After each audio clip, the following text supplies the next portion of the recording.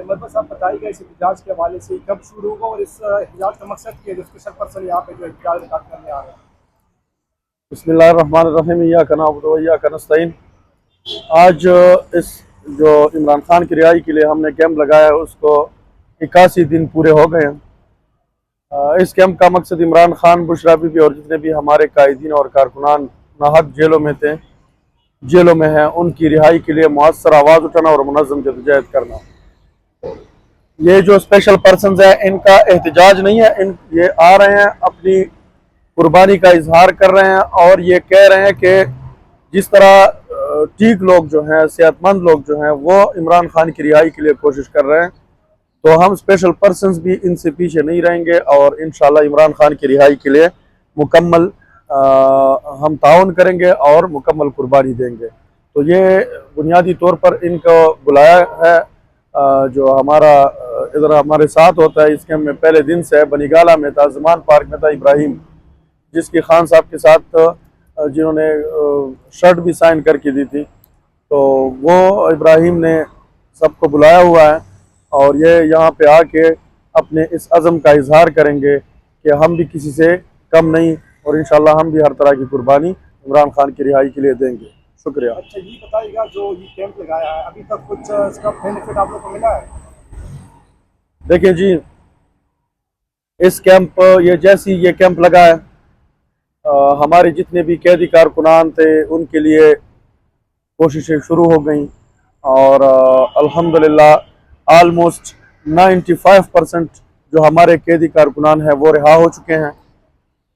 दूसरा ये कि हमने 31 मार्च ईद उल फितर के दिन एक डेडलाइन दी थी 15 अप्रैल तक के 15 अप्रैल तक हम लीडरशिप को ये पैगाम देते हैं कि 15 तारीख तक हमें कुछ लायामल दें एहतजाज का, नहीं तो हम खुद रोडों पे होंगे और अडियाला के सामने कैंप भी लगाएंगे, चाहे डी चौक के सामने में हो।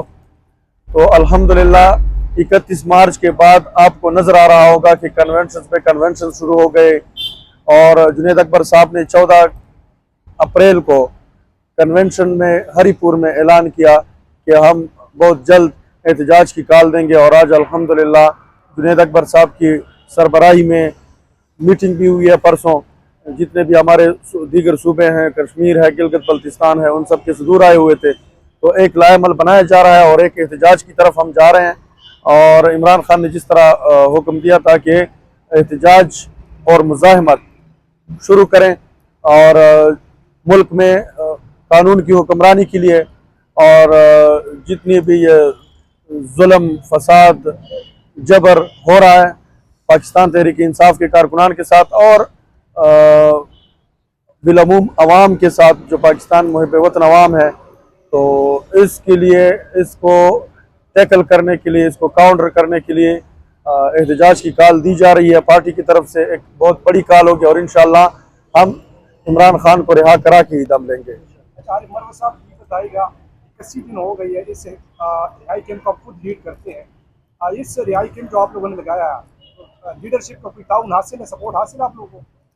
देखें, जब बात अगर एक्सपेंसेस किया तो अल्हम्दुलिल्लाह मैं ख़ुद से कर रहा हूँ, इसमें कोई ताउन हासिल नहीं है। दूसरा हमारी लीडरशिप तकरीबन जुनैद अकबर साहब आ गए हैं, जितने भी हमारे दीगर हमारे लीडरान हैं, अलीमा खान भी 3 दिन पहले यहाँ पे आई है, तो वो आते जाते हैं, लेकिन बकाया जो ताउन है वो मतलब है वो हासिल नहीं है।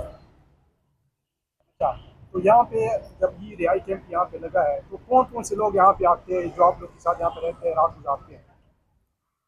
देखें, हमने इस कैंप को नाम दिया है बनीगाला व ज़मान पार्क जानिसारानी इमरान खान।